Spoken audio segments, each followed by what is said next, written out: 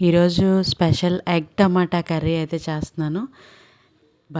బతకాలంటే ఏదో ఒకటి తింటూ ఉండాలి కదా! ప్రతిరోజు ఏదో ఒకటి వండుకొని తినే ఉన్న వాళ్ళకి ఇదే రొటీన్ లైఫ్ కదా!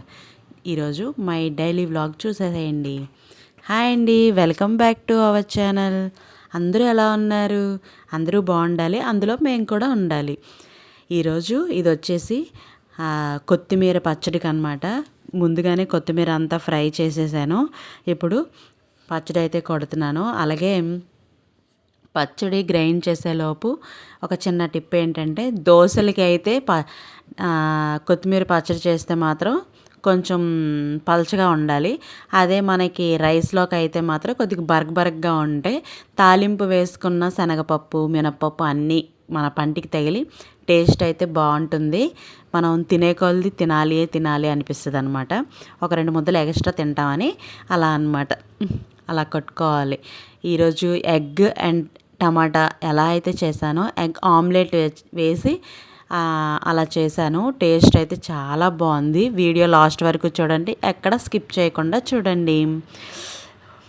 పరిస్థితులు అనుకూలంగా లేనప్పుడు మనం ఎప్పుడు సైలెంట్గానే కదండి ఉండాలి. అంతే కదా, మరి మీరేమంటారు? కామెంట్ అయితే చేయండి. డైలీ వీడియోస్ పోస్ట్ చేయట్లేదు కదా అని నాతో మాట్లాడకూడదు అనుకుంటున్నారా ఏంటి? కొంచెం బిజీగా ఉండి పోస్ట్ చేయట్లేదు. నాతో అందరూ మాట్లాడండి. కామెంట్లు అయితే ప్రతి ఒక్కరూ చేయండి, సజెషన్స్ ఇవ్వండి. అలాగే ఎలాంటి వీడియోస్ మీకు ఇంట్రెస్ట్ ఉందో చెప్పండి. ఫ్యాషన్ డిజైనింగ్ గురించి అయితే వీడియోస్ త్వరలోనే పెడతాను. చాలా సింపుల్గా చాలా బాగుంటుంది. నేను నేర్చుకున్న లెర్నింగ్లో ఏం నేర్చుకున్నానని చిన్న టిప్స్ గురించి అయితే త్వరలోనే ఆ వీడియోస్ అన్నీ పెడతాను మీకు. ఎప్పుడు కూడా అందరూ అన్ని సమయంలోని పాజిటివ్గా ఉండలేం కదండి. ఏదో ఒక టైంలో ఎవరో వ్యక్తుల వల్ల మనలో ఉన్న పాజిటివ్నెస్ అనేది తగ్గుతుంది. అలాంటప్పుడు నెగిటివ్ ఎక్కువగా ఉన్నప్పుడు మనం ఎప్పుడు రియాక్ట్ అవ్వకుండా సైలెంట్గా ఉంటే చాలా మంచిది. మనకి ఎంతో కొంత పాజిటివిటీ అనేది మనలో ఉండిపోతుంది తప్ప మనలో ఉన్న నెగిటివిటీ అనేది మొత్తం బయటికి ఎప్పుడు రాదు కదా. మరి మీరేమంటారు? కామెంట్ అయితే చేయండి. ఏమంటారో మీ ఒపీనియన్ ఏంటో. ఈరోజైతే నేనేం చెప్పబోతున్నానంటే, ఈ ప్రపంచంలో ఉన్న వ్యక్తులందరూ కూడాను వాళ్ళ పరిస్థితులను బట్టి ఎలా ఉంటున్నారంటే, ఎంత త్వరగా అర్థం చేసుకుంటే అంత మంచిది. కానీ ఎవ్వరూ మనల్ని అర్థం చేసుకోరు. ఎందుకంటే ఇలాంటి పరిస్థితుల్లో ఎక్కువగా నెగిటివ్గానే ఉంటారు కదా. ఒక్కసారి నెగిటివ్ ఆలోచనలు వచ్చాయంటే అవి తిరిగి పాజిటివ్గా మారడానికి చాలా టైం అనేది పట్టేస్తుంది. ఆ సమయంలో మనం మాట్లాడే మాటలు, మనం చేసే పనులు, ఇలా ప్రతిదానికి మన చుట్టూ ఉన్న వాళ్ళందరూ పడిపోతూ ఉంటారు. అందుకే నెగిటివ్ ఆలోచనలు వచ్చాయనుకోండి, అవి తిరిగి మళ్ళీ పాజిటివ్గా మారాలంటే కొంచెం సమయం పడుతుంది. అందుకే ఆ సమయంలో మనం ఏం చేయాలంటే, మనం మాట్లాడే మాటలు, మనం చేసే పనులు ఇవన్నీ కూడా మార్చుకోకుండా ఉండాలి.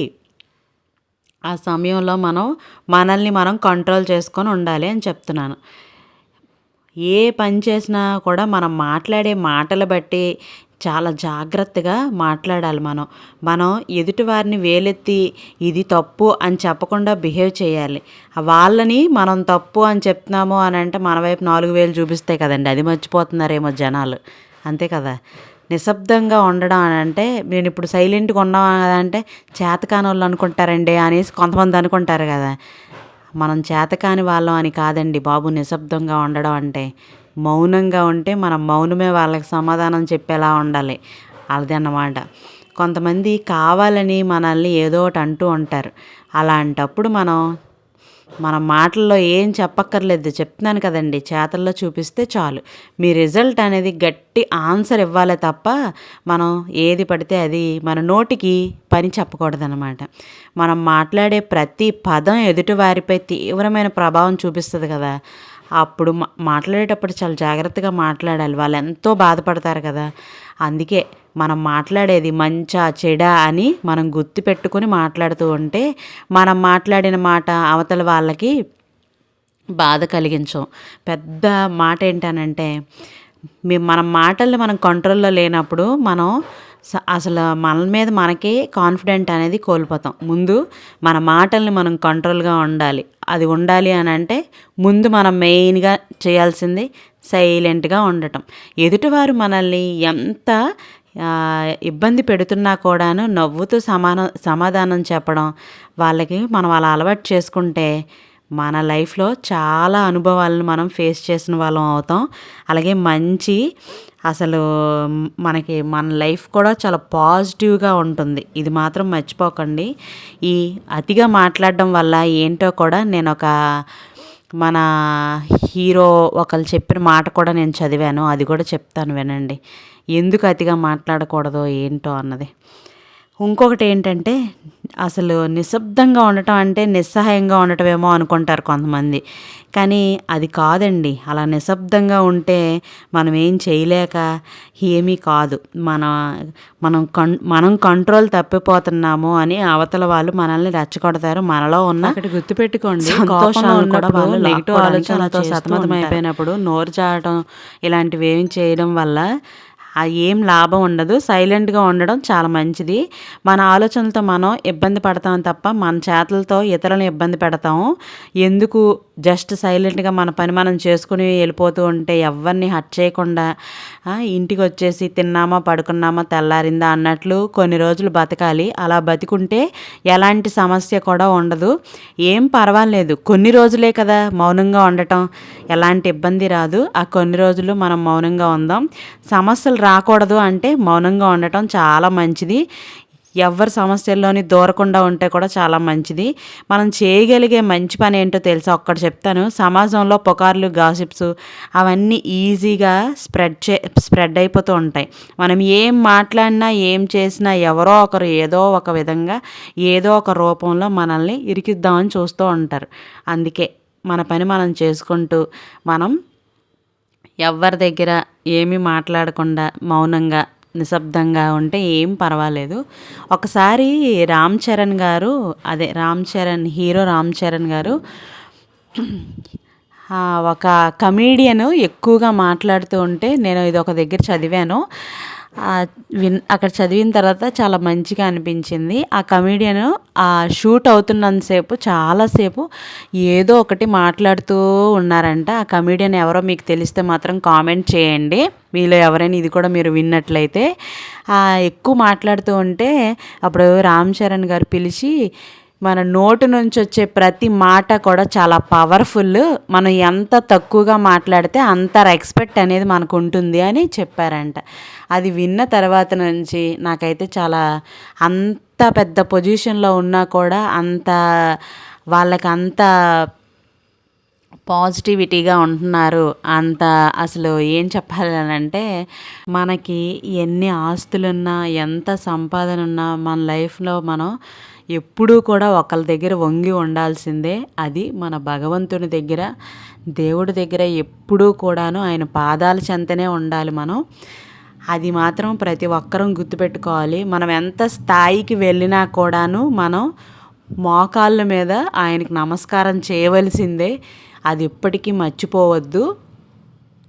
అలా ఎవరైతే ఉంటారో వాళ్ళని ఆ భగవంతుడు ఎప్పుడూ చల్లగా ఆరోగ్యాలతో చక్కగా చూస్తారని నా ఉద్దేశం. మీకైతే ఎలా అనిపించిందో ఈరోజు నేను ఇది చదివి నేను మీతో షేర్ చేసుకుంటున్నాను. మీకు ఇంకా ఏమైనా మంచిగా ఇంకేమైనా తెలిసినా నాకు చెప్పండి. నేను చెప్పిన దాంట్లో ఏమైనా కరెక్ట్ ఉన్నా రాంగ్ ఉన్నా ఎలా ఉన్నా కూడా నాకు కామెంట్ అయితే చేయండి. మాట్లాడుకుందాం కామెంట్ బాక్స్లో. ఇప్పుడు వచ్చేసి నేను కర్రీ అని చెప్పాను కదా, అక్కడ ఆనియన్స్ పచ్చిమిర్చి అవుతున్నాయి. ఈ స్టవ్ మీద బాగా చిన్న మంట వస్తుంది, కర్రీకి లేట్ అయిపోద్ది. ఇటుదటు అటుదిటు చేశాను. దోశనైతే నేను ఎగ్ ఆమ్లెట్ని అయితే 4 పీసెస్ లాగా జస్ట్ నేను కట్ చేస్తున్నాను. ఆమ్లెట్లా చేసి వేస్తే టేస్ట్ అయితే చాలా బాగుంటుంది. ఇంకా టమాటా కన్నా చింతపండు పులుసు వేస్తే ఇంకా బాగుంటుంది. కానీ నేను ఆ రోజు టమాటా వేస్ట్ చేశాను. టేస్ట్ అయితే అదిరిపోయింది. కాకపోతే మీకు చూస్తుంటే కలర్ మాడిపోయినట్టుంది, ఇదేం కూర అని అనిపిస్తుంది. అలా అయితే అనుకోవద్దు, ఎందుకంటే టేస్ట్ చాలా బాగుంది. ఆ కర్రీ అంత టేస్ట్ ఉండడానికి కారణం ఇప్పుడు నేను వేసిన మసాలా అన్నమాట. ఆ మసాలా వల్ల టేస్ట్ అయితే అదిరిపోయింది. అది ఏంటేంటి కొట్టానో నేను లాస్ట్లో చెప్తాను. లాస్ట్ వరకు వీడియో చూసిన వాళ్ళకే తెలుస్తుంది. ఆ మసాలా వేస్తే టేస్ట్ అయితే చాలా బాగుంది. నేను ఇలా చెప్పటం వల్ల మీకు నా వీడియో మీకు నచ్చుతుందో లేదో ఎవరో అసలు ఎంతమందిలో 169 మెంబర్స్ ఉన్నారు సబ్స్క్రైబర్స్. 169కి ఎంతమంది ఐ హోప్ ఈ వీడియో నచ్చిందనే అనుకుంటున్నాను. అయితే నేను ముందు చెప్పినట్లుగానే మనం పాజిటివ్గానే ఉండాలి. మన చుట్టూ ఉన్న నెగిటివ్ పీపుల్స్ని మనం ఎంత తక్కువగా వాళ్ళతో మాట్లాడుతూ ఉంటే మనలో ఉన్న నెగిటివిటీని బయటికి రాకుండా మనకి నెగిటివ్ అనేదే మనం ఏం మాట్లాడకుండా ఉండడానికి కూడా ఉంటుంది. అందుకే ఎప్పుడూ పాజిటివ్గానే ఉండాలి, పాజిటివ్ మైండ్తోనే ఉండాలని ఈరోజు నా టాపిక్ అయితే. ఈ వీడియో మీకు అసలు ఎలా అనిపించిందో అయితే చెప్పడం అస్సలు మర్చిపోవద్దు. మీకు ఖచ్చితంగా నచ్చుద్ది. మన జీవితంలో మనకున్న ప్రతి సమయం కూడా చాలా విలువైంది. ఒక్కసారి కాలం వృధా చేశాము అంటే మళ్ళీ దాన్ని వినియోగించుకోవాలంటే మన కాలం మళ్ళీ మనకి వెనక్కి తిరిగి అయితే రాదు. కాబట్టి మనం సమయాన్ని వృధా చేసుకోకుండా నెగిటివ్ పీపుల్స్ని మన చుట్టూ ఉండకుండా చూసుకొని పాజిటివ్ మైండ్స్తో అలాగే పాజిటివ్ థాట్స్తో ఈ ఇయర్ నుంచి మనం లైఫ్ని డిఫరెంట్గా మార్చుకుంటూ మన జీవితాన్ని మనమే మార్చుకోవాలి. సంవత్సరాలు మారినంత మాత్రాన మన జీవితాలు ఏం మారిపోవు. మన జీవితాన్ని మన చేతిలోనే ఉంటుంది. కాబట్టి ఇలాంటివన్నీ పక్కన పెడుతూ ఇలా మార్చుకుంటూ మనం ఇప్పుడు ఏం అచీవ్మెంట్స్ చేయాలి. నేనైతే ఈ ఇయర్ నుంచి ఖచ్చితంగా యూట్యూబ్ నుంచి అయితే సాలరీ తీసుకోవాలి, ఎలా అయినా నేను కష్టపడాలి అని అయితే అనుకుంటున్నాను. ఇది నేను థర్డ్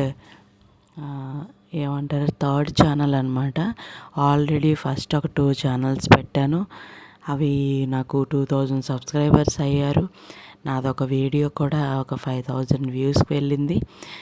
కానీ చిన్న ప్రాబ్లం వల్ల ఆ ఛానల్ పోయింది. తర్వాత మళ్ళీ ఇంకొక ఛానల్ పెట్టాను, అది కూడా అలానే అయింది. ఎందుకు అలా అయింది? ఈసారైనా నేను కష్టపడాలి, ఖచ్చితంగా ముందుకు వెళ్ళాలి. ఎలా అయినా ఏంటి నేను చేస్తున్న తప్పు అని అసలు అవన్నీ కూడా ఆలోచించి అలా కాదు అని చెప్పి నేను గట్టి నిర్ణయం అయితే తీసుకున్నాను.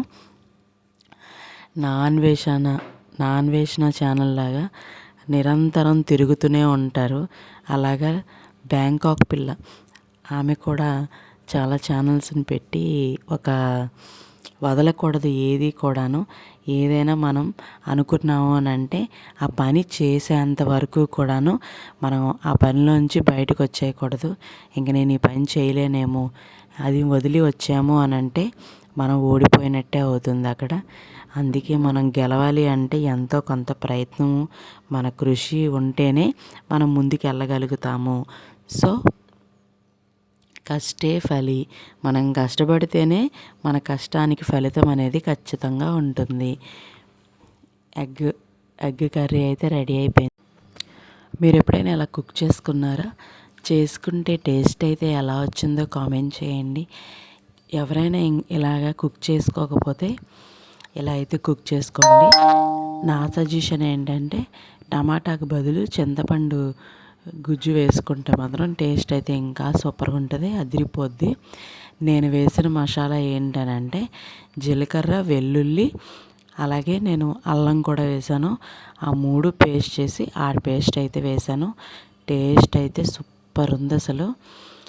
ఇలా తిని చూడండి, మీరు అస్సలు ఒక 2 ముద్దలు ఎక్స్ట్రా అయితే తింటారు కానీ తక్కువైతే తినరు, అంత టేస్ట్ ఉంది. ఆమ్లెట్ కూడా ఉప్పు, కారం, ఆ టమాటా గ్రేవీ అంతా పట్టి చాలా టేస్ట్ అయితే అదిరిపోయింది. ఈరోజు మీదేం కర్రీయో కామెంట్ సెక్షన్లో కామెంట్ చేయండి. చిన్న విరామం, చిటికలో వచ్చేస్తా. ఈలోగా లైక్, షేర్, సబ్స్క్రైబ్ చేసేసేయండి. Bye bye.